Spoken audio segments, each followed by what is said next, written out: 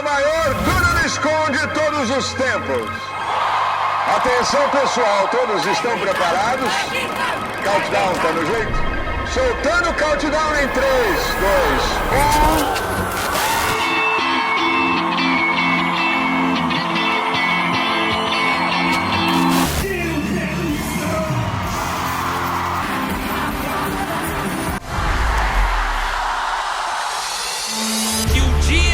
Seu poder virá. Deus quer mais o teu caráter do que o teu chamado, porque sem o teu caráter de nada vale o teu chamado. Deus está fazendo algo na terra que não começou hoje com vocês, não começou comigo. He is the ruler of the kings of the earth. Ele é o governador dos reis da terra. And he's inviting you. E ele está te convidando. You're called to shape history. Você é chamado para moldar a história. So you can't live like the rest. Então você não pode viver como o resto. You gotta act like the remnant. Você tem que agir como o remanescente.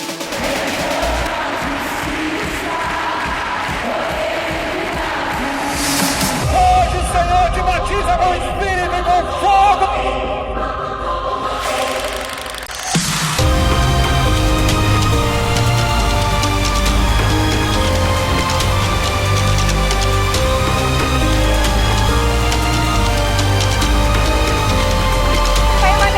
I'm from Germany, and at DunamisCon 2024, we as a German team are actually seeing how Brazil is imparting things into the German nation. Desde o minuto que eu cheguei aqui na DunamisCon, eu já me senti tocada. A presença de Deus é palpável.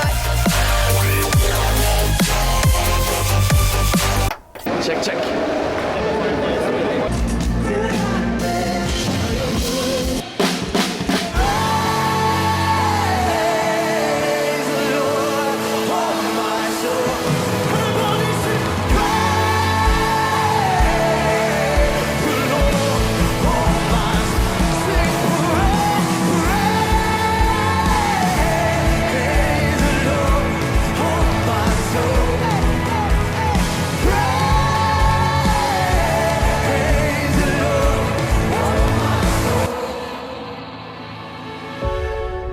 Se você quer frutificar pro reino, não tem outro caminho, não tem outra escolha. Geração de Eliseu, pra pegar a capa, tem que antes pegar a cruz.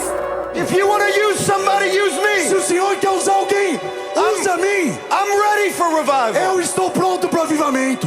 You think you have nothing. Você pensa que você não tem but nada. when the power and the Spirit of God Mas quando o poder do Espírito de rewrite your Deus story, reescreve a sua história, all of a sudden de you realize, repente você percebe, oh, I got something. eu tenho algo. Eu creio que a única coisa que o Senhor precisa é de homens e mulheres posicionados, falando: Deus, que bom que a gente teve uma DunamisCon muito forte, mas a gente ainda precisa de um avivamento que culmina numa reforma. O que será do Evangelho na nossa nação nos próximos 20 e 30 anos? Qual Evangelho você deixa para os seus filhos?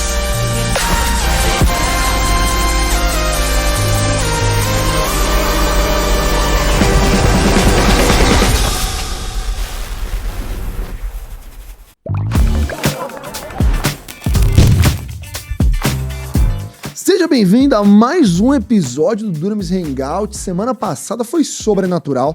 Tivemos Gabriel Namorato aqui comigo e estamos fazendo o quê? Detox de muitos episódios em inglês. Então hoje vai ser brasilidade, cultura brasileira aplicada, escrita brasileira, literatura brasileira, mas não é Machado de Assis. Você que leu Dom Casmurro e não entendeu se Capitu traiu ou não, a gente não vai falar disso.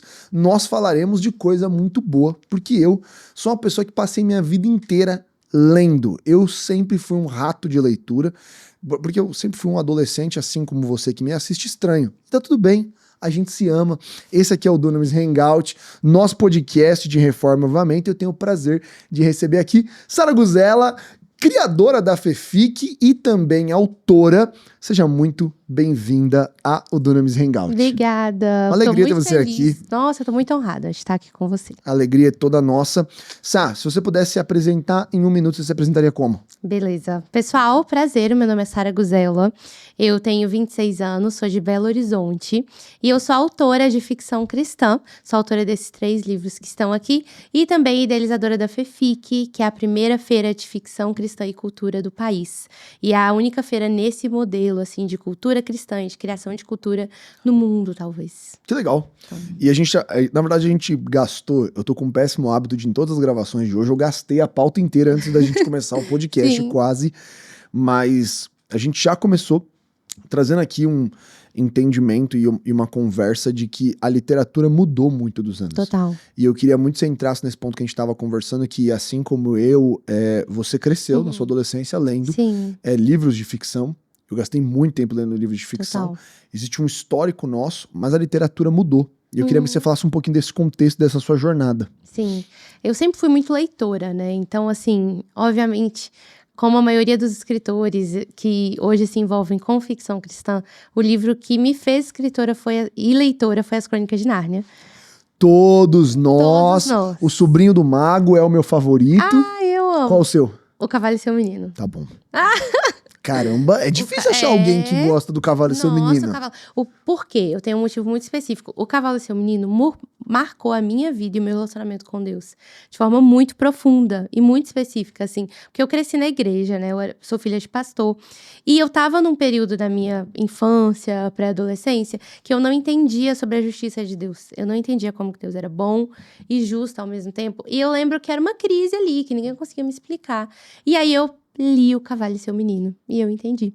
Um livro de ficção cristã mudou completamente minha percepção do caráter de Deus. E eu lembro exatamente que eu terminei o livro e eu falei assim, tá bom, Senhor, agora eu entendo. Você leu em ordem ou você leu ele isolado?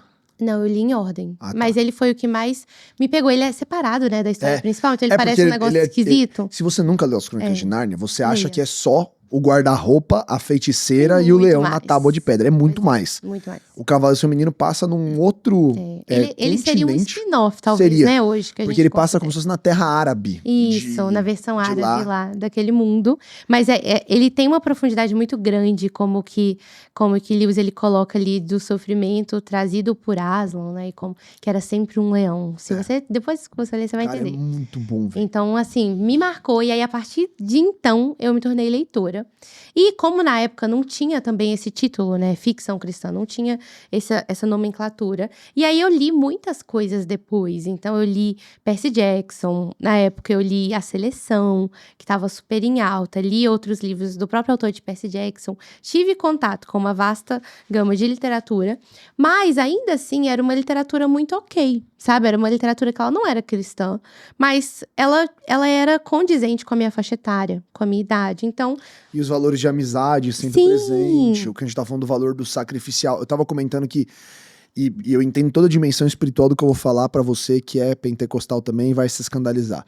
Mas Harry Potter, que explodiu no começo dos anos 2000, existe sim uma dimensão espiritual relacionada à pauta do livro, mas a pauta do livro é amor sacrificial, amizade, família, é um menino que perdeu a família. Moralmente, ele não é deslocado. Não. Ele é muito integrado dentro da nossa perspectiva ocidental das coisas. Total. E até cristão no sentido dos valores que é passado ali, né? Então, acho que tem muito isso desse filtro, né? Mas, comparando com outras histórias, é um ótimo exemplo. E aí, em 2020, eu acredito muito nisso, que a pandemia, ela formou um novo público leitor no Brasil. Porque veio a pandemia, e aí as crianças ficaram em casa, e aí veio o crescimento do TikTok e do BookTok, que a gente estava falando. E o BookTok, ele formou um outro tipo de público leitor. E eu me lembro que, assim, em 2020 eu comecei a ver um tipo de literatura que estava sendo oferecida para adolescentes da minha mesma idade, quando eu tinha lá meus 13, 14 anos, e era completamente diferente. completamente diferente, mas assim, eram leituras que eu nunca teria tido contato quando eu tinha aquela idade. E eu vi que estava tendo uma popularização tão grande de pré-adolescentes, nem adolescentes, de 11, 12 anos, lendo livros mais 18, que antes, quando eu era adolescente, era o quê? 50 tons de cinza, que já era para as mulheres, né, mais 40, já tinha aquele preconceito, tinha um estereótipo, né? E quando eu vi, eram livros com exatamente a mesma temática, o mesmo teor. E até mais pesados. E mais pesados. Hoje... Cara, isso é muito loucura de pensar. É que se você é um pouquinho mais velho, acima dos seus 17, você sabe o que é 50 tons de cinza. Sim. Que é um livro inteiro de baixaria puro. Só que hoje, se você abre as coisas que estão sendo lidas, elas conseguem ser mais baixaria que aquilo. Mas muito pior. E é um adolescente lendo. Tipo, muito cara, pior. isso é muito sinistro. E o público-alvo é adolescente, tipo assim, é escrito, né, não numa linguagem adulta para pessoas mais velhas, é escrito numa linguagem de jovem adulto, young adult, né?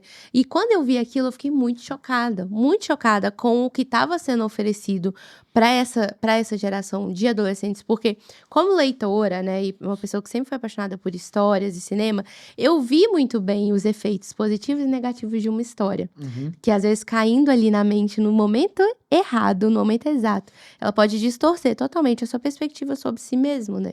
Então, vendo aquilo, me deparando com aquilo e tendo muitos relatos também de meninas cristãs que estavam ali e leram, tiveram contato com esse tipo de livro, entraram em vícios de pornografia e coisas assim. Meninas novinhas morando em lares cristãos, aquilo meio que me acordou, sabe? Pra, tipo, o que tá acontecendo? Porque, além até mesmo do quesito cristão, por que não estão respeitando faixas etárias, né? Por que que... E como tá todo mundo ignorando isso? E como tá todo mundo ignorando isso? Sendo que não é uma coisa que a gente não precisa nem colocar a religião dentro, né? Cara, quando eu vi o seu conteúdo, a minha sensação foi, peraí, por que nenhum pastor tá falando disso? Não tem nenhum líder evangélico falando disso. Tipo assim, literalmente não tem ninguém falando isso. A minha sensação era a sensação de tigrinho há um ano atrás. Tá todo mundo envolvido com isso. Tem gente afundando a vida. Pois é. E ninguém tá falando sobre. Sim. A gente, na verdade, tá falando das mesmas pautas de 5 anos atrás, como se elas continuassem tão relevantes. Mas a gente não tá olhando que fora, e a gente demoniza às vezes o celular e demoniza os meios digitais, sem pensar que, na verdade, o que pode fazer mais mal é um livro. E a gente idolatra o livro e fala assim, não, esse adolescente agora, ele está salvo. Ele tá lendo. Ele tá lendo. Ah, isso. Gente, isso é muito triste. E o pior é ver adolescentes que fazem conteúdo sobre isso, tá? Meus pais. Nossa, olha que orgulho da minha filha, ela tá lendo. Ai, graças a Deus que eles não veem o que tem no meu Kindle. Juro. Influenciadores adolescentes que produzem esse tipo de conteúdo. Com essa perspectiva, né? De que os adultos olham pra eles e acham que tá tudo certo. Sendo que, às vezes, um livro tá fazendo um mal pior do que até mesmo o celular poderia fazer na mente. Porque ele tá gerando ali imagens que vão ficar na mente daquela pessoa. Convicções e crenças em cima disso. E aí você passa por esse processo na pandemia. Pois é. E aí aquilo me chocou muito, assim. Por ver que, cara, como eu falei, eu tive uma experiência muito forte com as Crônicas de Nárnia, sabe? Eu sei que se não fosse aquele livro naquele momento da minha vida, talvez, não sei, eu precisava daquela história naquele momento e ela me marcou.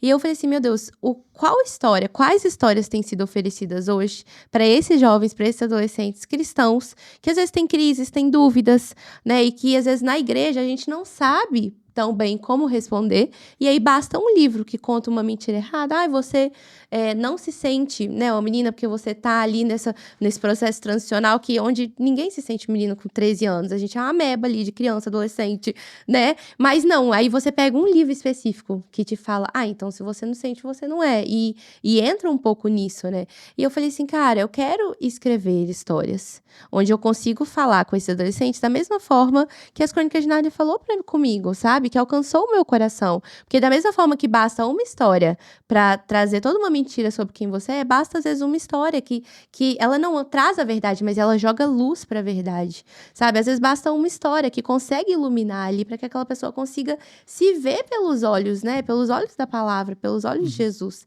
Então foi por isso ali, foi na pandemia que eu peguei isso e eu falei assim, e foi até um pensamento, eu falei assim, cara, eu gostaria que os meus filhos tivessem uma variedade muito grande de livros como como as Crônicas de Nárnia, para que, tipo, a infância e a adolescência deles pudesse ser segura, né? E pudesse ser algo que iria florescer através dessa literatura. Então, foi isso que me inspirou a falar, tipo, não é só um desejo, eu tinha um desejo de escrever desde sempre. Eu vi que era uma necessidade. Animal. E qual foi o primeiro?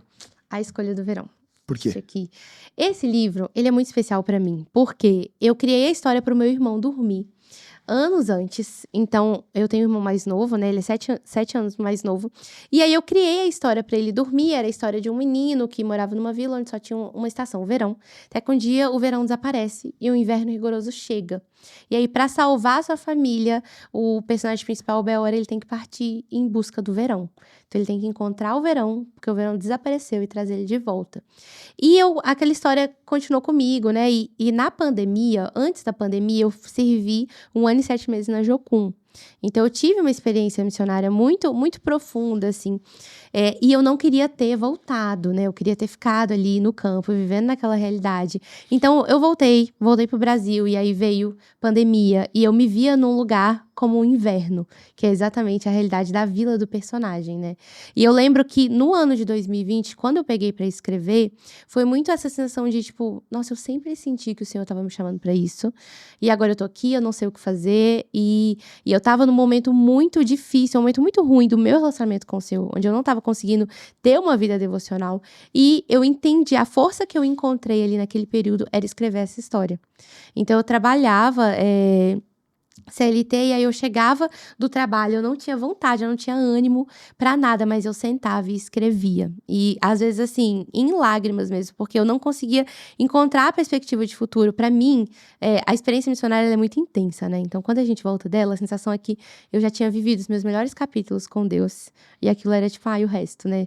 Da vida. Eu não via muita mais perspectiva do que o Senhor podia fazer na minha vida. Você tava sentindo que se você não voltasse pro campo missionário, você não ia ter. Eu ia viver agora a vida normal. Sabe? Aquela coisa assim. Então, eu tava muito naquele lugar de, tipo, eu não sei o que o Senhor tem pra mim. A sensação é que não tinha mais nada. E eu sentava e eu escrevia todos os dias. E eu ficava assim, eu não tenho força pra orar. Mas o que eu consigo te entregar é as minhas palavras aqui, nesse momento, sabe? E eu lembro que quando eu terminei esse livro, isso foi muito forte, assim. E eu falei assim, cara, ninguém precisa ler essa história. O Senhor falou o meu coração enquanto eu estava escrevendo ela. Então, a sensação que eu tive é que o livro já tinha cumprido o propósito dele no meu coração. Porque através dessa história, o Senhor falou o meu coração de uma forma que eu não conseguia escutar lá há muitos meses. E ali, isso foi muito louco pra mim, porque eu falei, cara, isso aqui não é só um hobby, né? E a gente é crente, e aí tem o dom de escrever. Eu falei, não, o Senhor estava ali comigo. Ele escreveu esse livro comigo, sabe? A presença dele foi palpável ali. E eu falei, meu Deus, tem algo a mais que o Senhor nos entregou através dessas histórias, né? Então, esse livro foi o primeiro a ser lançado. E ele foi o livro que mudou a minha vida, assim. É muito forte pra mim pensar que às vezes, se não fosse um sim, né, que a gente dá ao Senhor, ele abriu um caminho inteiro. Eu trabalhava em uma outra área na época, e eu escrevi essa história, acordando mais cedo, indo dormir mais tarde. E aí, através desse livro... Quanto tempo? 8 meses para escrever esse. Mas é porque eu fui ali muito focada, assim. E através do livro, o Senhor começou a abrir um caminho inteiro que não existia, assim. Em 2021, que eu escrevi ele em 2020, né? Em 2021, quando eu fui diagnosticada com depressão, então em 2020 eu estava no período depressivo sem saber, né? E o livro, ele trabalhou muito isso no meu coração. E aí, no ano de 2021, o Senhor começou a curar muita coisa em mim. E eu publiquei o livro de forma independente. E nos primeiros meses, quase ninguém leu. Mas eu achei muito engraçado, porque as poucas pessoas que leram, elas não pegaram e falaram assim, nossa, é um livro criativo, muito legal. Elas pegaram e falaram, tipo assim, em capítulo tal, o Senhor falou o meu coração, eu comecei a chorar, eu fui curada através da história desse livro. E foi como se aquela cura que o Senhor me deu durante o processo de escrita passasse para as pessoas que estavam pegando o livro em mãos, né?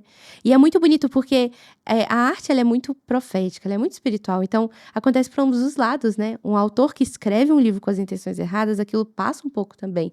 E essa cura que o Senhor trouxe em mim, eu tive essa percepção que ela foi passando para os leitores, né? Que demais.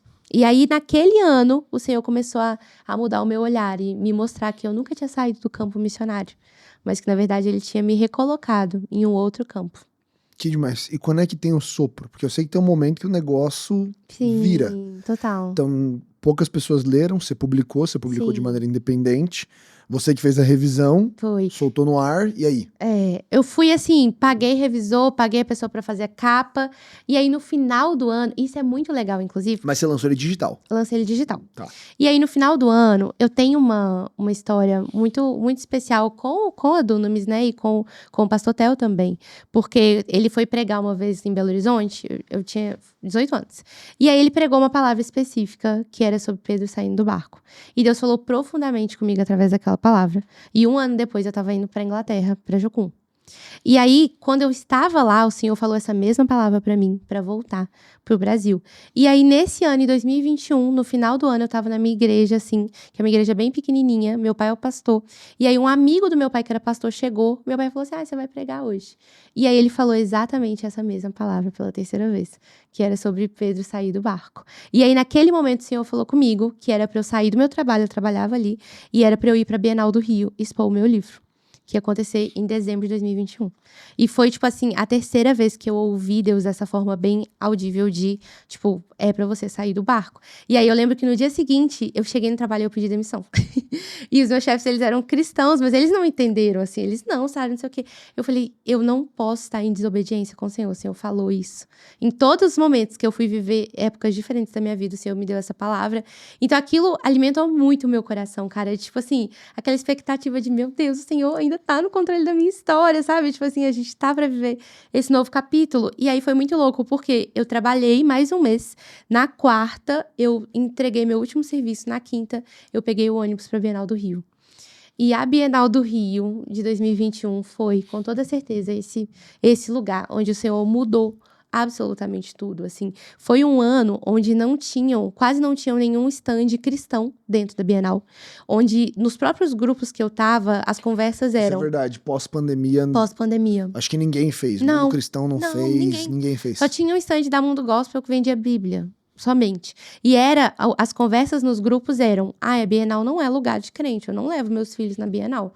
Por que não? Porque a gente não tem cristão, pelo contrário, eles estão com outras agendas, então eu não levo meus filhos lá. O que em parte é verdade. Sim, mas aí esse era o negócio, né? Exato. Da gente estar naquele lugar. E eu no ônibus indo pra Bienal. Eu falei, ai, meu Deus. E aí, chegando lá, e foi exatamente isso, assim, chegando lá, nos primeiros dias eu me senti muito intimidada. Porque a sensação era, não tem mais lugar pra gente aqui como cristão. Não, para todo lugar que você olhava, para a realidade, você olhava assim, não tem lugar pra gente. A gente se retirou desse espaço, Satanás tomou conta e a gente não tem lugar. E aí eu lembro, foi muito forte, assim, eu tava como autora independente, como expositora, eu tinha levado 250 livros, que eu peguei dinheiro emprestado com a minha tia, metade com a minha tia e metade com o Nubank. E eu que nos salva nesses momentos. E aí, são 10 dias de evento, né? No primeiro dia eu vendi 8 livros. E eu fiz as contas. Mas você foi independente 100%? Fui independente. Dividi ali estante com outras meninas independentes que também escreviam ficção cristã. E a gente ficou num quadradinho, assim, Vocês minúsculo. fizeram um quiosquezinho da ficção cristã. Lá em 2021. E aí, eu vendi 8 livros e eu fiz as contas. Eu falei, cara, se eu vender 8 livros por dia, eu não vou bater. Eu não vou conseguir pagar as coisas que eu tô devendo. E eu não acredito que o Senhor me trouxe aqui à toa, né? Todo o caminho até aqui. Então, eu lembro que no sábado, eu cheguei antes da feira abrir e eu andei, assim, pelos corredores da Bienal orando, sabe? E principalmente por esse espírito de intimidação que tava sobre mim. E aí, eu vi o Senhor falando comigo muito forte, assim, aquele versículo que fala, a luz brilhou nas trevas e as trevas não puderam detê-lo.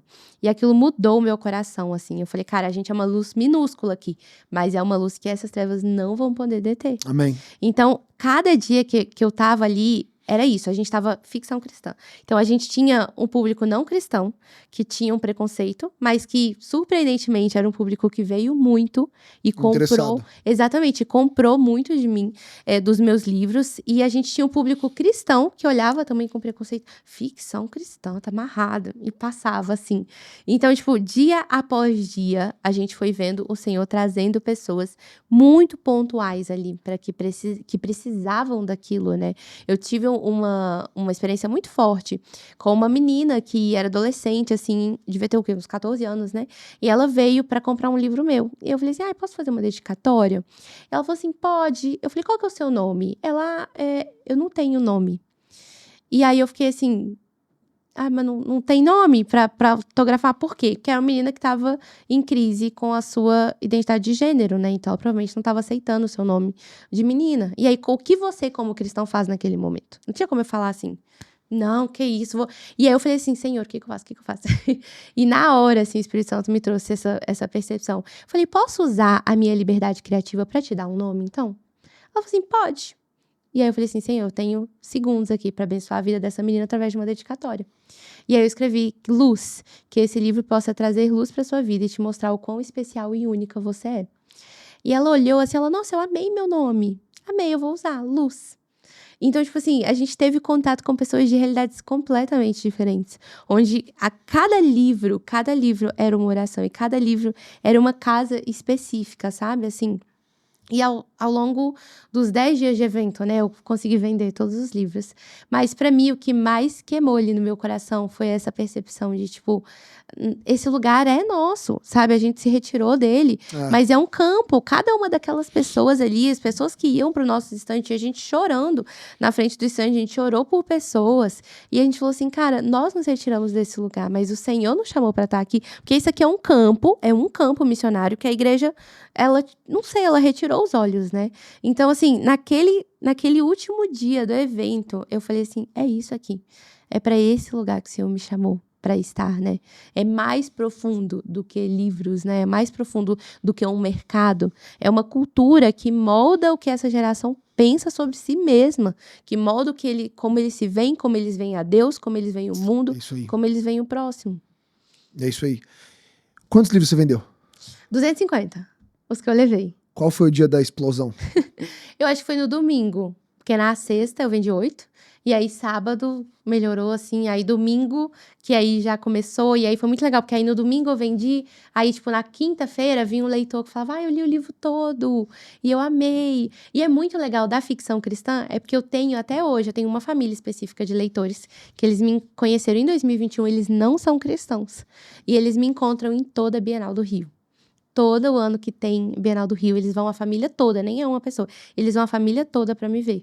E esse ano eles foram também. Que demais. Sabe? Então os filhos compram, leem os meus livros. E depois desse de 2021, você teve essa conexão com as pessoas, mas esse livro ele foi impresso físico pra Bienal. Foi, mas em outra versão, independente. Entendi. Nem era essa capa aqui, sabe? Só que a conexão com essas pessoas começou a fazer engrenar no nível que não estava engrenando. Sim, porque aí a Bienal é um trabalho muito bonito, assim, porque é aquela ideia realmente de não desprezar os pequenos começos de novo e de novo, né? Cada pessoa que você conhece ali é uma pessoa que vai ler a história. Se ela ler, ela vai gostar, ela vai postar, ela vai contar para um amigo. Então é um processo muito natural, muito orgânico, sabe? Então foi isso que aconteceu naquela Bienal. Nessa Bienal também eu tive a oportunidade de entregar o meu livro pro pessoal da Thomas Nelson, que era a editora dos meus sonhos. E eu consegui, eles estavam lá, né? Mesmo a editora não estando, eu consegui entregar meu livro, contar da história. E aí, quando eu voltei para Belo Horizonte, assim, quando eu voltei para lá, para casa, o Senhor despertou esse anseio no meu coração para a FEFIC, né? O sonho da FEFIC nasceu na Bienal do Rio, de 2021. Você olhou para lá e o Senhor falou com você, dá para fazer isso aqui só com cristãos. Exatamente. Tipo assim, por quê? O que me chocou também na Bienal? A quantidade de cristãos que estavam ali, né? O cristão, ele é um dos maiores consumidores de cultura no Brasil, assim. E é um dos maiores leitores hoje no Brasil. Sim, é um dos maiores públicos porque a leitores. gente lê mais do que o resto dos outros grupos. Exato. Eu tava contando, inclusive, pro pessoal, antes da gente começar, uma das minhas experiências mais fortes que eu tive com o Senhor, assim, em relação a esse chamado para essa área, que ele reafirmou várias coisas, foi ano passado na Comic Con, que é o evento que acontece aqui em São Paulo. Nossa, que eu tava chorando. No mesmo lugar da DunamisCon, dia 10 e 11 de outubro. Te vejo lá. Últimas vagas. Central já esgotou. Meu Deus. Indo para o último lote. Uau. Vai estar lotado, mas contamos com você lá. Olha aí. E aí, lá, eles fizeram uma pesquisa de público e apresentaram pra gente de qual que era, tipo, as principais tendências do público da Comic Con. Os principais filmes, principais jogos e principais livros. E no resultado de principais livros, estava lá a Bíblia como o livro mais lido do público da Comic Con. Que não é um público cristão. Caramba, eu não sabia. Eu fui no ano passado na Comic Con. Pois é. Eu não E sabia assim, disso. e foi muito legal, porque eu fiquei chocada. Eu falei, meu Deus, o nosso público tá aqui, né? Então, na Bienal, eu tive essa percepção de que grande parte do público leitor que passava era cristão, mas eu fiquei muito assustada ao ver famílias cristãs que eu apresentava, olha, isso é ficção cristã, é uma obra ficcional, mas com uma cosmovisão cristã, carrega ali valores e princípios. E eu via que os pais amavam, mas eu olhava pra mão dos adolescentes e eu via os livros que eles tinham comprado, que os pais não faziam a mínima se eu te ideia. perguntar se você é um pai ou se eu sou alguém, se eu sou um adolescente da igreja, quais são os autores dessa categoria? Tipo assim, cara, passa longe disso. A gente tem, assim, o principal parâmetro primeiro é que são Porque eu não todos faço ideia, eu tô perguntando de pura curiosidade. Importante. São todos autores mais de 18, né? Então, ninguém menos de 18 poderia ler. E a gente não aconselha cristãos também, né? Pra ter esse entendimento. Exatamente. A gente tem Colleen Hoover. É uma autora, eu nunca li, mas eu sei que ela faz um sucesso tremendo com um adolescente de 12, 13 anos. E é, tipo, mais 18 pra lá.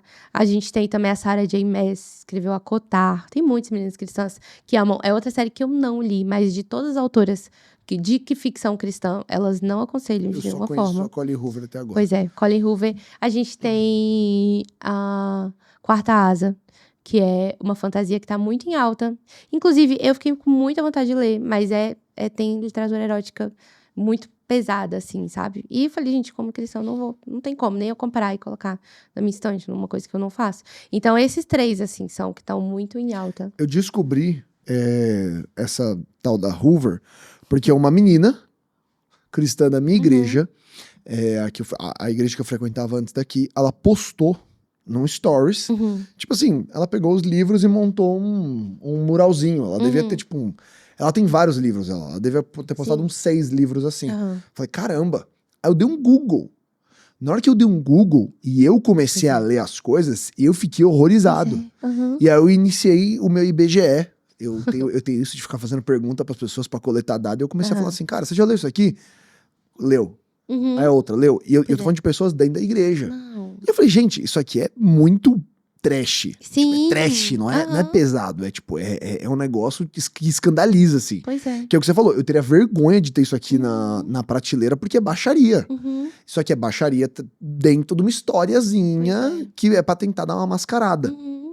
E aí, continua, você começa a ideia do FEFIC, o sonho da FEFIC, fecha o parênteses aqui de coisas que, se você vê alguém lendo isso, você deveria, em amor, conversar com ela. Por favor. Eu já tive que pegar várias, tipo assim, pastores. Ai, minha filha, aconteceu comigo. Minha filha tá lendo. Eu falei, quantos anos tem sua menina? 14 anos. Ela tá lendo esse livro aqui, Trono de Vidro, de não sei o quê, da Sarah J. Maas. Aí eu falei, olha, que bom que ela tá lendo, mas esses livros não é pra idade dela. Então a gente tem que constantemente fazer isso. E eu vi essa realidade muito grande na Bienal. E eu falei assim, cara, a gente tem uma geração muito nova de filhos de crente que estão lendo literatura que vai completamente no caminho contrário daquilo que eles estão aprendendo em casa, né? E que tá, assim, maculando a imaginação deles. Isso é uma coisa muito forte. O C.S. Lewis, ele usou um termo que eu amo, né? Que é da imaginação batizada. Ele fala que quando ele leu Fantastes pela primeira vez, que é o livro do mentor dele, ele ainda era ateu nessa época, que é o George MacDonald. O George MacDonald, ele é o avô da fantasia mundial. Nem é fantasia cristã, é da fantasia mundial. Ele inspirou o Tolkien, o C.S. Lewis. E aí o C.S. Lewis conta que quando ele leu esse livro do George MacDonald, Fantástico, ele teve a imaginação dele batizada. E eu acho essa palavra tão bonita, esse termo, porque é isso, o que esses livros fazem é apodrecer a nossa imaginação, eles maculam a nossa imaginação em relação a tudo isso que deveria ser guardado para o Senhor, vai se tornando sujo e mais sujo.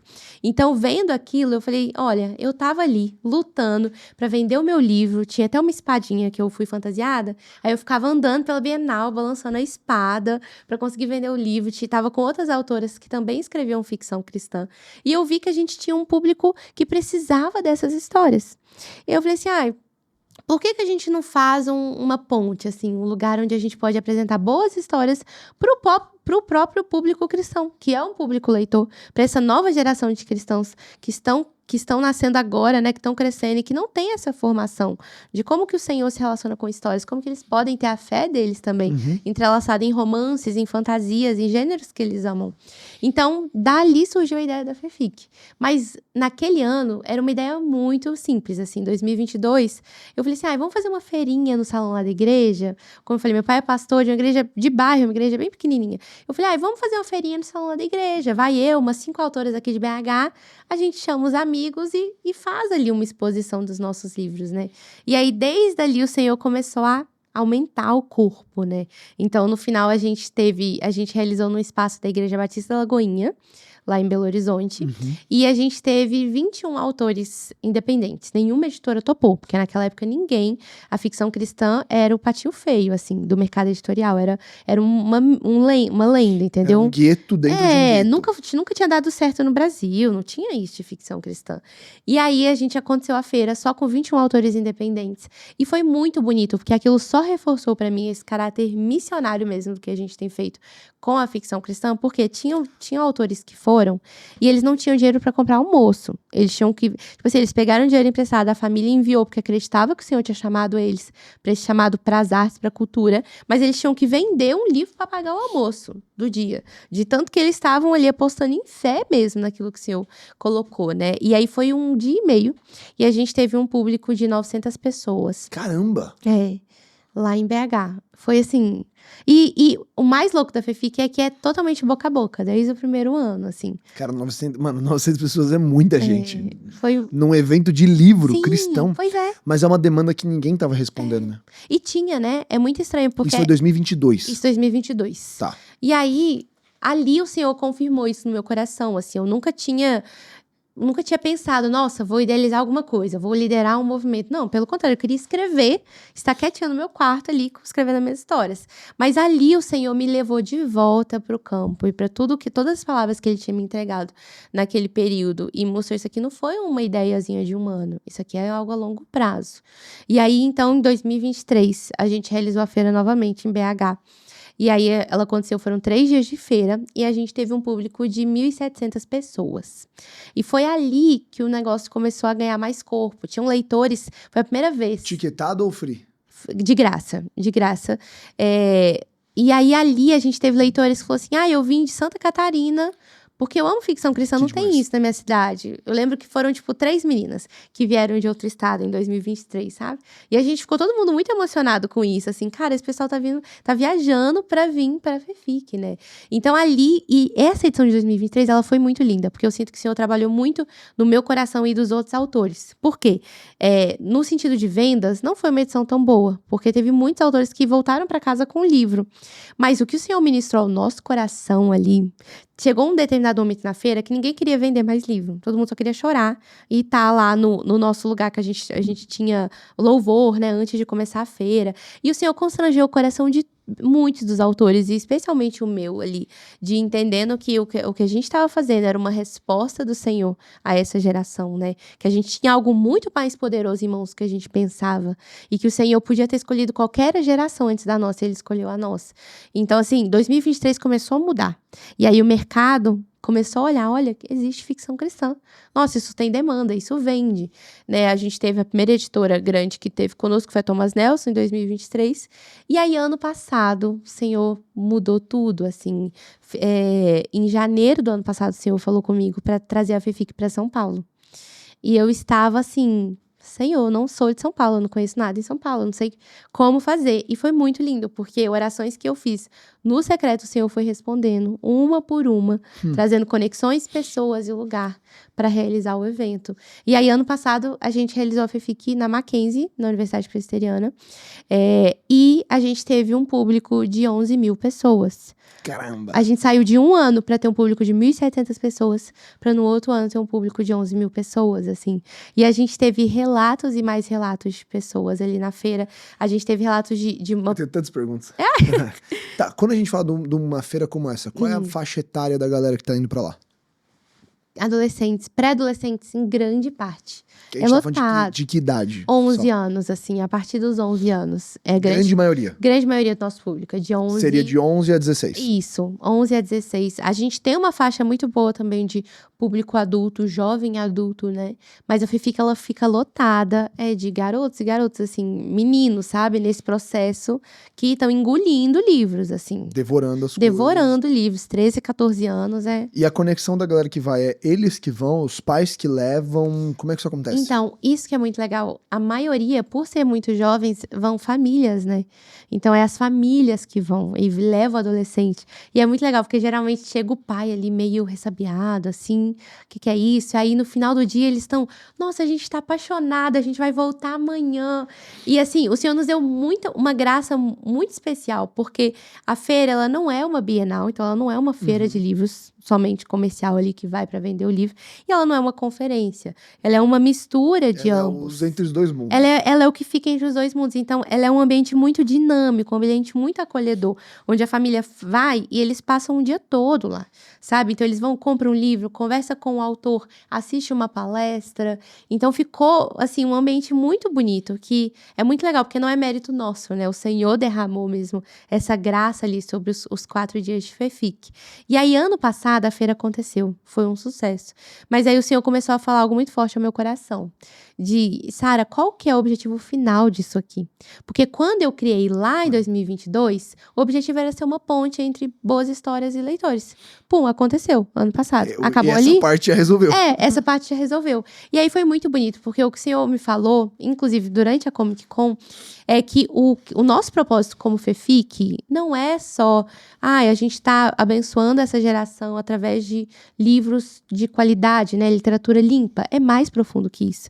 A gente está mostrando para uma geração, para toda uma nova geração, o motivo pelo qual eles amam histórias, o motivo pelo qual eles vão no cinema, o motivo pelo qual eles maratonam séries, o motivo pelo qual eles devoram calhamaços de livros. Não é só porque histórias são boas para o ser humano e ponto. É porque nós fazemos parte de uma história. Nós pertencemos a uma narrativa e isso nos foi esquecido. Então, quando a gente lê um bom livro, quando a gente assiste um bom filme, isso desperta em nós esse senso de pertencimento de uma grande história. E foi isso que o Senhor foi falando ao nosso coração. O nosso propósito como FEFIC é contar essa história. Nós temos uma história para contar para o nosso público. E essa história você, leitor, é personagem. Você é personagem de uma história que é infinitamente maior, mais cósmica e mais bela do que os seus livros preferidos. Então, a gente fez muito isso na edição desse ano, assim. Foi muito lindo de ver, porque a gente fez uma ativação da narrativa da redenção, onde a gente contava para o nosso público qual é a história deles. A gente tinha criação, queda e redenção, onde a gente contava passo a passo dessa narrativa que inspira todas as outras narrativas que a gente ama e que a gente consome, né? Caramba. E foi assim, foi lindo. A gente teve muitas crianças aceitando a Jesus durante essa narrativa. Porque a gente contava a nossa história para elas de forma lúdica, sabe? E crianças chorando e emocionadas, porque elas foram ali para comprar um livro, mas elas entenderam a história que elas fazem parte. E hoje é dividido também em sessões onde os autores falam. Sim. Como é que funciona essa estrutura? Hoje é 2 dias. Hoje é 4 dias também. 4 dias. 4 dias. Então, a gente aconteceu 16 a 19 de julho, a edição desse ano. E aí, a gente teve 25 editoras, pro primeiro ano onde a gente não tinha nenhuma editora. A gente teve 25 editoras apostando ali no gênero, lançando livros, e 80 autores independentes. A FEFIC ama os autores independentes, porque eles são coração, e porque o Senhor ama eles, sabe? O Senhor ama os pequenos, aqueles que têm um sonho, que às vezes não têm a estrutura. Então, é muito do nosso coração, sabe? Apoiar mesmo e investir nesses autores. O meu pai, ele é pastor, ele trabalha comigo, né? Minha família toda trabalha na feira. E ele fala, não, o que eu amo na FEFIC é os autores independentes. Porque a gente vê os testemunhos deles se desenrolando ali ao vivo, sabe? Assim, a resposta do sim deles para Deus. Então, é muito impactante de ver e de depois ouvir os testemunhos de cada um deles. Então, a gente tem aí os 80 autores, tivemos 25 editoras, e a gente tem um palco, que é onde acontecem várias programações durante a feira. Então, são programações, foram mais de 30 horas de programação durante os 4 dias. A gente teve rodas de conversa de o que é fantasia cristã, né? O que é romance cristão, quais são os gêneros que existem ali dentro do romance cristão, como que a gente pode fazer esse movimento que a gente tem vivido na literatura, para o audiovisual também. A gente teve várias palestras, a gente teve conosco o Douglas Gonçalves, o Jonas Madureira, a Robin Gunn, que é uma autora americana de ficção cristã, veio também. Que legal. Sim, então é uma união, assim. Que demais. Eu falo que o pessoal, principalmente o público cristão nerd, né, eles amam a FEFIC. E a gente tem concurso de cosplay. A gente tem concurso de cosplay, tá? Valendo frames. E porque é o nosso lugar, assim, é o lugar onde não existe diferença entre eu amo cultura pop, mas eu também sou cristão. Não, eu amo histórias, né? E isso, na verdade, me faz entender ainda mais o meu lugar na narrativa que Deus está escrevendo. Muito bom. E hoje, quem seriam, assim, top 5 autores que estão desbravando isso?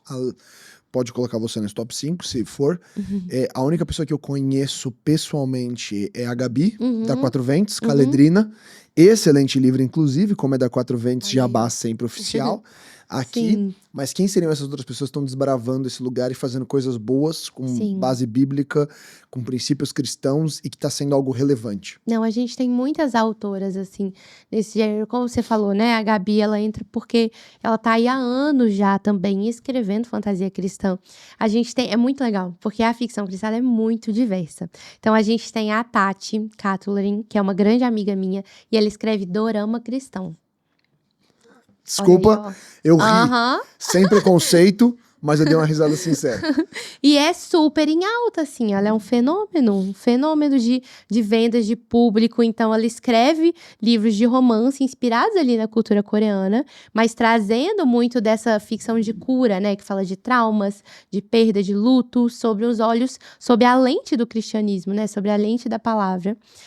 A gente tem também a Noemi Nicolette, que foi uma das primeiras que escreve romance também. Então, ela já escreveu 2 livros, um deles vai ser adaptado para musical agora, então a gente está vivendo aí esse crescimento muito legal dentro da ficção cristã. A gente tem o pastor Emílio Garófalo, não sei se você conhece, ele é maravilhoso. Ele é teólogo e escreve ficção também. Peço perdão, pastor, o seu nome é muito familiar para mim, Pois é. por causa do sobrenome. E acho que eu já assisti uma pregação sua. Então foi. Tá bom. Ele mesmo. Ah, tá. E ele também foi um dos pioneiros aí, de ficção, né? Ele escreveu Um Ano de Histórias lá em 2021 ou 22, eu acho. Então, ele desbravou bastante desse caminho, sabe? A gente tem muita gente aí escrevendo distopia, escrevendo fantasia, o dorama cristão. A fantasia e o romance são os 2 gêneros aí principais que a gente tá em super em crescimento. E olhando para isso agora, hoje é legal que você contou uma jornada, onde você sai de um ponto onde, na perspectiva comercial, a gente é um gueto e ninguém liga. Para agora existe uma atenção do mercado. E a gente tava tendo uma conversa anteriormente com a Ana Paula.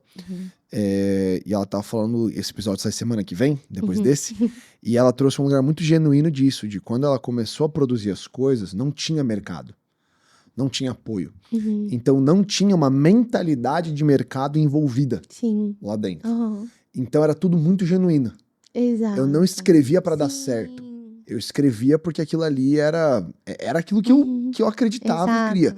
E nessa jornada, trazendo o mercado, existe uma pressão também. Com certeza. Onde agora eu escrevo porque virou lucrativo. Pois é. Dá pra ganhar dinheiro com isso. O que você tá olhando pra trás? Não, eu tenho... Deve ter atenção, eu tava olhando pro relógio. Bem. É porque existe algo sobre mim, isso é um segredo. Isso é um segredo sobre mim. Se você olhar por cima do meu ombro, eu vou prestar atenção. Eu tenho experiências suficientes com espíritos que eu não vou contar aqui no episódio. Mas se você ficar olhando pra mim e ficar olhando por cima do meu ombro, eu vou acreditar que existe uma entidade atrás de mim. Então, o que já aconteceu. Pelo menos 3 vezes, conta essa história em outro episódio. Meu Deus, até agora eu tô curiosa. Não, cara, isso aí, qualquer pessoa, se você me encontrar e você quiser me tirar a paz, conversa comigo e fica olhando por cima do meu ombro. Que aí eu vou constantemente olhar pra trás e falar assim, você está vendo alguma coisa? Sua visão é aberta, igual a minha? Você quer me falar alguma coisa que eu não tô vendo? Então tá bom, desculpa. Eu não consegui. Na terceira vez que você olhou, eu falei, mano... A minha visão é só distraída. Tudo bem. Mas eu queria trazer esse ponto aqui, porque hoje no Brasil existe uma tensão que o problema, na verdade, do cristianismo no Brasil é que a gente não consegue envolver dinheiro nas coisas. E as pessoas, elas se incomodam muito com tudo que envolve dinheiro. Porque por causa de maus usos e abusos, Sim. na cabeça de qualquer pessoa, se a gente envolver o dinheiro é porque existe a intenção de ter lucro e abusar do lucro. Sim. Então, se você cobra num evento é porque você quer ficar rico e você quer ganhar dinheiro em cima das pessoas. Não existe um entendimento missional. Não. Então, a gente ouve isso do Descend, o que é muito infantil, porque se você acha que um Descend ele dá lucro, você é infantil. Então, você acha que o ingresso do Descend de R$70, ele paga a estrutura de multi-estádios, é infantil. Você nunca fez um acampamento de jovens da sua igreja para saber quanto custa um evento de 100 e poucas pessoas. Mas é porque o ponto não é racional, é uma reação emocional.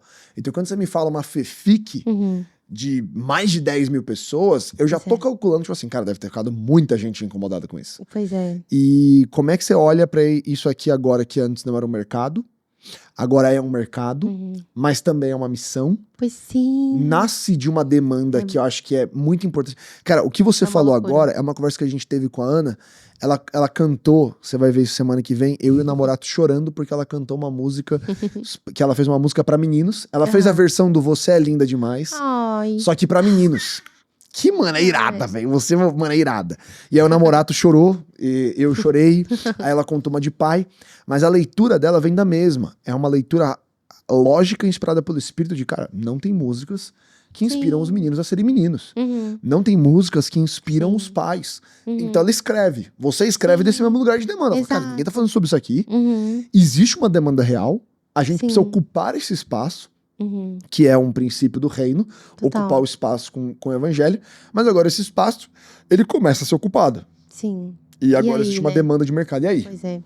Nossa, você tratou num ponto muito específico, assim, o ponto dos meus devocionais com o Senhor, assim, desde o começo desse ano, do ano passado, porque é muito isso, né? Eu acho que o nosso principal desafio, e é algo que Deus trabalhou muito no meu coração esse ano, é de lembrar do porquê a gente começou, como que era o nosso coração lá no começo, sabe? Assim, essa primeira Bienal que eu fui em 2021, ninguém queria saber de ficção cristã, cara. Seria muito mais fácil, seria muito mais confortável pra mim, como autora que queria vender meu livro, eu falar que era fantasia. Ah, é fantasia, pronto. Não, mas eu sabia que aquilo carregava parte da minha vida com o Senhor, do meu relacionamento com Ele. Então, eu tinha que chamar de ficção cristã, mesmo que aquilo me fizesse vender menos. Valia a pena pra mim, sabe? Então, quando isso começa a se tornar popularizado, né, assim, e aí tem um mercado, e aí tudo facilita, eu acho que é muito um lugar onde o Senhor amadurece o nosso coração. De, tipo assim, a estrutura pode crescer, mas seu coração precisa ser o mesmo, né? Muito bom. Então, é muito isso que o Senhor tem tratado ao meu coração. Com a feira mesmo, né? Esse ano, a gente teve um público de 20 mil pessoas. E, assim, 11 mil ano passado, 20 mil esse ano. Onde foi esse ano? Foi na Mackenzie também. De novo. Então, tipo, 4 dias de feira também. É o quê? Dá umas 4 mil pessoas por dia? 5 mil pessoas por dia? Esse ano... Sábado a gente teve umas 7, 8 mil no sábado, porque o sábado sempre tem mais, né? Sim. Mas os outros dias foi mais ou menos essa média. E eu lembro que antes, quando a feira começou a crescer, e vem muito isso, né? A gente, essa dualidade de, cara, isso aqui é um ministério, mas ao mesmo tempo ele tá ganhando espaço em um mercado que não é cristão. Então, a gente tem olhos sobre isso, né? A gente tem que olhar com esse olhar profissional. E eu ficava nesse lugar, assim, de, meu Deus, como que vai fazer? Eu tenho que ser essa empresária que vai conseguir administrar. E foi muito... Do nada. Do nada, né? Eu não queria isso. E foi muito legal ano passado, porque a FEFIC do ano passado acabou. E aí eu entrei numa crise. Eu falei assim, meu Deus, agora eu tenho que sustentar isso aqui. A gente tem que... Você manter um negócio desse tamanho de pé? Um negócio que deu certo, que eu nem sei como que deu certo, porque foi o Senhor que fez dar certo. Deus, maravilhoso. E eu lembro que o Senhor tratou muito o meu coração, porque eu ficava assim, não, a FEFIC, ela tem que acontecer em julho do ano que vem, então eu preciso arrumar um lugar até agosto. E aí passou agosto, setembro, outubro, novembro, dezembro, e eu não arrumei lugar. E eu tava assim, eu tô surtando. As editoras, né, os executivos me perguntando, Sara, e a FEFIC, não sei o quê. E eu, não tem lugar. E a gente foi encontrar, né, confirmar o lugar desse ano novamente, tipo, janeiro. E eu vi aquilo, o Senhor me mostrando, o Senhor me falando, tipo, não é você quem faz. Sou eu quem faço. Eu que comecei a feira, né? Então, quem sustenta, eu acho que é muito importante quando a gente cresce e ganha essa proporção, a gente entender que a gente continua tão dependente do Senhor quanto quando a gente era pequeno. Porque é fácil a gente depender do Senhor quando é pequeno, né? Porque não tem muita coisa em jogo. Então, se der errado, tentei, mas tudo bem. Agora, quando é grande, e tinha, tipo, meninas que estavam falando, nossa, eu já pedi pra minha mãe meu presente do meu aniversário de 15 anos aí na FEFIC ano que vem. E eu ficava, eu não sei onde vai ser a FEFIC ano que vem, dentro de mim, né? Mas quando é grande, o Senhor nos convida a continuar dependendo com o mesmo coração, né? Então, isso foi a coisa que Deus mais trabalhou, assim, no meu coração na edição desse ano, né? Que ele é o dono da obra. Mesmo que ele tenha me colocado nessa linha de frente, eu só guio aquilo que eu ouço dele, né? E tem toda essa área profissional, essa área mercadológica, mas eu não tô fazendo a feira por causa disso. Eu não comecei por causa disso. Então, eu não vou mudar o meu olhar por causa disso. Mas eu confio em quem começou e eu confio que ele vai terminar. Então, ele vai nos dar a estrutura, contando que a gente continue independente dele. Cara, muito bom. Muito bom. Muito bom. Desafio. Quê? É um desafio. Não, mas o Senhor dá graça. É. E a gente tá indo pra parte final do episódio, Sá. Mas é muito bom ver a jornada e você compartilhar isso. E até como tem tantas, acho que, caixinhas que dá pra abrir aqui. De, tipo, cara, como o Senhor resgata a leitura. Sim. Que era algo que tava se perdendo. Total. Como você ter essa consciência de olhar também pros autores mais antigos e falar, cara, isso aqui é boa literatura. Sim. Leia isso. O fato de você ter citado o mentor do Lewis já me fez amar esse episódio num nível... Porque é a história que ninguém sabe. Exato. Então, pouquíssima gente sabe que Tolkien também era cristão. Sim. O Silmarillion é um exercício dele de brincar com Gênesis e fazer uma literatura paralela em cima disso. Então tem a história da fantasia ocidental, ela é 100% inspirada por cristãos. Total.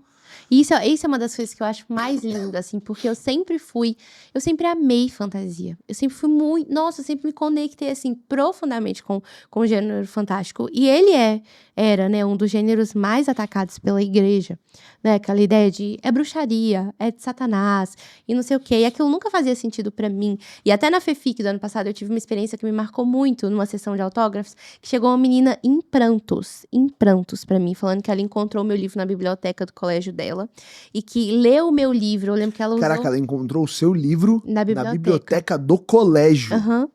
Olha só. Você que tá assistindo, talvez você não entenda o quão complexa essa frase é, de você ter um livro cristão que até recentemente era independente e agora ele tá na biblioteca de uma escola. Pois é. Tipo, pra pessoa poder pegar e puxar. E tem, até mesmo na Amazon, ele tá com selo de indicado por professores, assim. Que então, legal. A Escolha do Verão é um livro que entra muito nas escolas. Pra honra e glória do Senhor. E ele tá muito nessa época, nesse período formacional, sabe? Dos pré-adolescentes. E aí essa menina chegou chorando, assim, em prantos, falando que encontrar o meu livro perfurou o coração dela. Porque ela sempre amou a fantasia, ela nunca entendeu como aquilo se conectava com a fé dela e com o amor dela por Jesus. E ela lê nesse livro, ela viu que isso era a mesma coisa, que isso se encontrava. E aquilo ali eu fiquei, tipo assim, nossa, eu desabei naquele momento. Você chorou mais do que ela. Exatamente. E como você falou, né? Então, assim, uma das coisas que eu tenho entendido ao longo desses últimos anos é que nós, como cristãos, hoje eu defendo a fantasia, até mesmo vou vendendo meu peixe, né? Como talvez o gênero mais cristão de todos. Por quê? Porque a gente tem um legado muito grande de cristãos que trabalharam no desenvolvimento desse gênero. Como eu falei, a gente tem o George MacDonald. Antes dele, a gente tem o John Bunyan, escreveu O Peregrino, né? Que era uma ficção alegórica. Que é o clássico. Que é o clássico. A gente tem o George MacDonald, que era um pastor escocês. E ele foi o mentor ali do Lewis, do Tolkien e do Lewis Carroll também, que é o autor de Alice no País das Maravilhas, que nesse caso não era cristão. Mas ele escreveu obras fantásticas. Mas todas essas obras, é o que a gente falou no começo, elas são tão enraizadas em valores. Tipo, então, você vai assistir... Até a coisa, de novo, voltando pro Harry Potter, que é bruxaria, a pedra angular, não é a pedra filosofal, é sacrifício, É poder da amizade, Exato. é a família. É dar a vida pelos seus amigos. É o princípio do amor. Não é um amor sexual. Você não tem um amor eros trafegando na história em nenhum momento. É sempre um amor que ele é filéu, ele é fraternal, ele é um amor puro. Sim. Até nas próprias interações, você percebe toda a trajetória do negócio, é muito enraizada Existe numa moral. uma pureza muito grande. É uma Sim. moral cristã. Total. O que circula os valores de Totalmente. heroísmo. E isso cara, isso é tão legal que você tá falando agora. Eu pensei, eu falei, cara, o que constrói o imaginário de um herói é uma moral cristã. Total. O herói genuíno, ele tem uma moral cristã.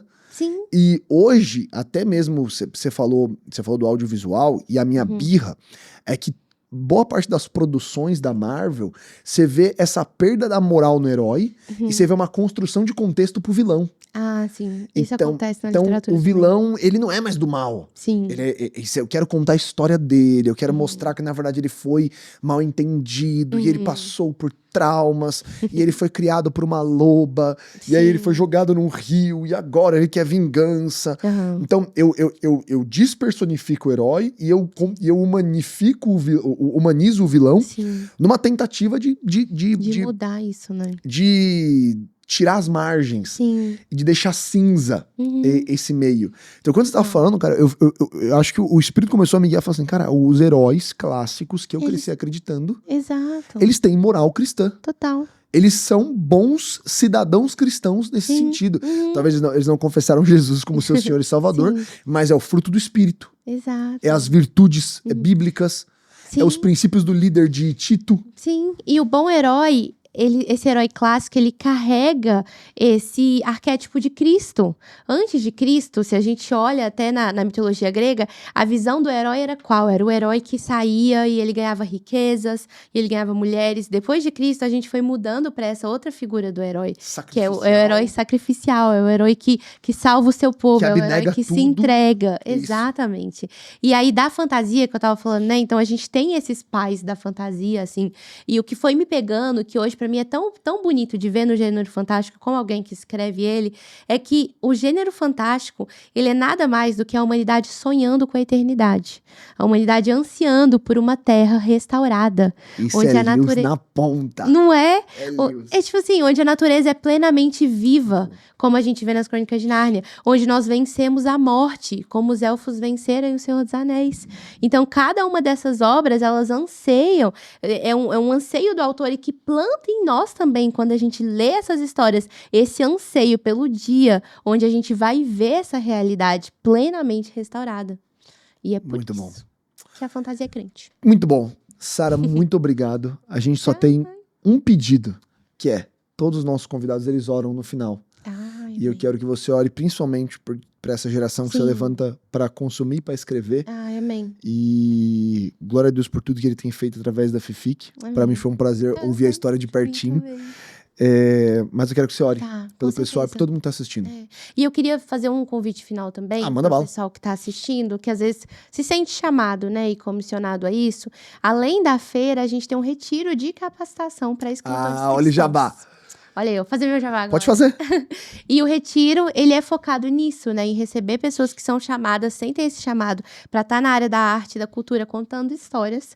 E ele vai acontecer em janeiro, aqui em São Paulo. E aí, mais informações, porque a gente ainda anunciou oficialmente, abriu as inscrições, tá no nosso Instagram da FEFIC, que é FEFICC.com. O link vai estar aqui na descrição, para você que quiser se fica inscrever. o convite pro retiro, porque a FEFIC passou. Você vai estar assistindo esse vídeo, a FEFIC já passou, mas o retiro ainda não. Então tá bom. Fica aí. E aí, Senhora? Posso. Senhor, muito obrigada, Pai, pela oportunidade de estar aqui. Obrigada, Senhor, porque o Senhor guia a nossa vida em caminhos tão inesperados, Pai. Esse ministério, né, que já me abençoou por tantos anos, Pai. Agora poder estar aqui compartilhando aquilo que o Senhor tem feito através de nós, para mim é um grande privilégio, Senhor. E eu oro, Pai, pela vida de cada jovem e adolescente dessa geração, Senhor. Eu oro por cada livro, Senhor, que está saindo do centro de distribuição de logísticas, Pai. Por cada livraria, Senhor, por cada site online, Deus, por cada jovem e adolescente, Pai, que às vezes precisa de uma única história, que lembrem deles, da história na qual eles fazem parte, Pai. Eu oro, Senhor, que o Senhor use as nossas mãos, Pai. Use os nossos livros, Senhor, como a Robin Gunn fala, como pequenos missionários, Pai. Que eles possam ir nas casas onde a gente não vá, Deus. Que eles possam alcançar corações que talvez não entrariam em uma igreja, Senhor. É verdade. Mas que o Senhor traga essa revolução, essa reforma, Pai, da nossa geração, Pai, através das boas histórias, Senhor. Que o Senhor limpe as imaginações, Pai. Que o Senhor mostre que não existe imaginação suja ou deturpada o suficiente que o Senhor não consiga batizar novamente, Pai. Batize as nossas imaginações, Pai. Nos lembre da história na qual nos fazemos parte, Deus, e nos ajude a contar boas histórias que apontam para Ti, Jesus, até que o Senhor volte, Pai. Que essas histórias possam alcançar casas e lares, Pai, que elas possam restaurar imaginações, Pai, que elas possam trazer pessoas a se tornarem, então, de fato, personagens da sua história, Pai. Em nome de Jesus. Amém. Amém. Sá, muito obrigado pelo seu tempo. De nada. Obviamente, o presente clássico. Ai, meu Deus! Que é uma peça da Dunamis Fabric para todo mundo que vem. Eu espero que você goste. A gente pede para fazer o unboxing em tempo real. Mas é um presente. É pra eu abrir? É pra abrir. Ai, meu Deus, tá. Tô animada, calma. Eu também trouxe presente pra você. Eu já vi que ele vai entrar ali do lado. Então tá. Deixa eu me ver. Ai, que... Gente... Ai, que linda! Eu amei! É da nossa coleção feminina, da Dunamis Fabric. Muito obrigada. Caso você queira trocar depois no off, você troca. Mas tem muito mais no site. Link da Dunamis Fabric aqui embaixo. Sempre um presente. É um mimo. E eu não poderia deixar de falar. Que eu acho que você viu que a gente lançou isso aqui, ó. Eu vi. Isso aqui é o nosso clube de leitura. Eu acredito naquilo que você falou, de que a gente precisa transformar uma geração para educação. Sim. Então a gente criou um clube pela Quatro Ventos. Inclusive, temos que fazer uma edição especial de fantasia cristã. Aí, ó. Gostei disso. Né? Acabei de ter essa ideia, eu falei no episódio, tá gravado agora, vamos ter que fazer. Adoro colocar o COG em situações complexas. Mas basicamente, ele é uma caixa que você recebe todos os meses na sua casa. Você pode comer isso aqui? Come? Pode mesmo? Não pode não. Não come não. Por que você tá comendo? Porque é de arroz. Mas eu fiz já a Ana Paula comer, eu tô com medo de fazer os outros comerem. Não tem gosto de nada. Se você quiser arriscar, comer não vai te fazer mal nenhum. Não, tô bem. Não? Mas é arroz, não tem gosto de nada. Meu Deus, tá. Não tem gosto de nada. Tá. Agora que você comeu, eu vou comer. Não tem gosto de nada. Tem gosto de fandangos. Só que fandangos da depressão. Ruim. Tipo, é arroz. A cara dela de, meu Deus, que negócio sem gosto. Não passa mal. Não vou passar mal. Não pode. Eu tô bem. Então, não, eu tô bem. Eu tô me convencendo que eu tô bem. Ela passando mal. Cara, eu fiz a Sara comer salgadinha, Ana Paula vai lá não comer. Eu tô maravilhado hoje. Olha aí. Basicamente, você recebe isso aqui todos os meses. Entendi. Na primeira vez que você assina, a gente manda todos os cartões. Ih, você pegou o segredo. Não, pode mostrar. Além de trazer o livro, um dos princípios que a gente queria é todos os meses você recebe um Bible Notes. Uau. De um livro da Bíblia. Que basicamente é o livro da Bíblia com um espaço pra você anotar. Fantástico. Porque a gente falou, cara, tem gente que tá fazendo vários clubes do livro e não é só ler qualquer coisa. Sim. Mas é ler isso e ler a palavra. O cartão também, a gente tem um quadro de oração. O nosso primeiro foi o livro do pastor Teófilo. E para todo mundo que tá assinando o anual, você também recebe uma Bíblia. Do Dunamis. Ai, que lindo. Essa é bonita pra caramba. Nossa, maravilhosa. Que lindo. Recebe na sua casa. Quanto você acha que vale? Você é do livro, por isso que eu faço essa pergunta. Tá. Quanto você acha que vale um clube desse? Olha, a gente tem... Mensal. Tá. A gente tem 3 livros aqui, mais um bloquinho. Tipo assim, uns 129, 150. 69 por mês. Meu Deus. Tá barato, não tá? Tá barato. Falei? Com certeza. Então, link aqui pra você assinar. Ganhei o meu jabá. Obrigado, sim. Pronto. Maravilhoso. Até comi um negócio. Tá? É de verdade, é seu. Ai, muito obrigada. Eu vou deixar ele aqui bonitinho, vou colocar do ladinho. Tá. Amei. Nossa, olha, fica muito bom pra fazer mostruário. Aí, ó. Tirei uma foto. Deixar aqui. Eu quero meu presente. Então, aqui, ó, agora eu vou dar o seu veio numa eco bag. Da Uau! Fefic. Que sacola bonita. Não é bonita? Foi a nossa eco bag desse ano. Eu posso fazer unboxing? Pode fazer unboxing. E aí tá esses livros, os meus livros também. Por que você me deu só 2 e não 3? É porque eu esqueci de trazer esse aqui, e aí eu peguei emprestado da minha amiga. Esse não é seu. Pra mostrar, entendi. entendeu? É um mostruário. Entendeu? É um mostruário. Peraí. O que é isso? É vela temática. Esse aqui é pra sua esposa, olha, de romance. Então, e essa é de mistério, aromática. Mistério? Eu sou do manto. Mistério. O que mais tem aqui? Olha só, esse é um livro que é de um dos membros da nossa equipe, que é Fundamentos, um manifesto para artistas cristãos. Então, ele é um livro teórico para quem quer escrever. Que legal! Olha aí, para quem quer criar. É do William Gomes, Olha grande só. William. E aqui... O caderno da Fefic Que pra legal. você. Te lembrando Esse que foi o você é kit que- personagem da grande Esse história. kit foi o kit que todo mundo que foi recebeu? Esse kit tava na nossa loja vendendo, e aí os nossos convidados também. Olha aí. Sá, muito obrigado. A gente fica por aqui. Eu que agradeço. Dia 10 e 11 de outubro, o que tem? Conferência do Isso, Dunamis estaremos lá Estaremos na lá. DunamisCon. A Sá já recebeu o convite, ela falou que vai. Então, você que é criativo leitor, nós nos vemos lá. Obrigado pela sua presença. Foi um prazer. Amei. Deus te abençoe. A gente se vê semana que vem, às 10 horas da manhã no YouTube, quinta-feira, e às 7 horas da manhã no Spotify, nas plataformas de streaming. Tamo junto. Falou. Tchau, tchau.